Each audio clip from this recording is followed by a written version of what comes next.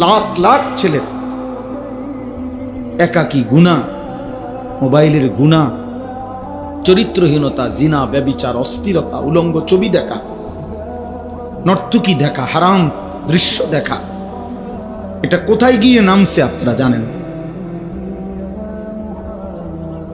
বয়স্ক বাচ্চা ছাড়া আপনারা জানেন না, আপনারা কোনো আন্দাজই করতে পারেন নাই এখনো যে আপনাদের এক এক সন্তান, নাতি নাতনি যারা নিজের ইচ্ছে মতো বড় মোবাইল ব্যবহার করে, যারে বাধা দেওয়ার ফিরাবার কেউ নাই, যার সারা রাত নিয়ন্ত্রণ করার মতো কেউ নাই, খোদার কসম আপনারা জানেন না ওরা কি করে। ক্লাস 9-এর ছেলের গুনাহ শুনলে, ক্লাস 9-এর ছেলের জিনা ব্যভিচারের কথা শুনলে পাগল হয়ে যাবে না? পাগল হয়ে যাবে। আমি শিক্ষে রেখান কি বলে এই কোরআনুল করিম সামনে বললাম, এক নির্ভরযোগ্য বিশ্বস্ত কথা হলো।